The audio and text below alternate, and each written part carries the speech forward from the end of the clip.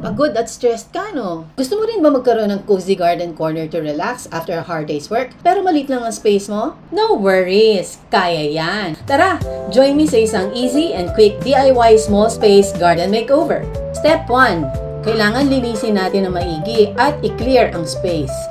Step 2. Lagyan na natin ng mga palamuti ang bintana para naman maging buhay ang aura niya.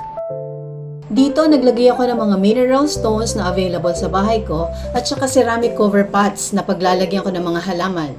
Step 3. Paglagay tayo ng kahit na simple lang and slim na plant stand kung saan maglalagay tayo ng mga maliliit na self-watering plants.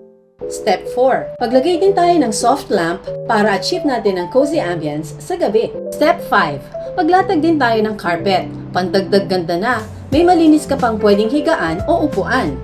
And step 6, to complete our makeover, maglagay din tayo ng throw pillows and throw blanket, pang-accent na magagamit mo pa. Yay! Meron na tayong cozy garden corner! Yippee! Pwede ka na dyan mag-unwind, pwede ka na dyan magbasa, pwede ka na dyan mag-meditate, pwede ka na dyan magkakakanta, at pwede na rin kayong mag-bonding dyan with your beloved pets. So there you have it. I hope you find value out of this. Share your thoughts. Let's learn together. Thanks and follow for more. Have a greeny day.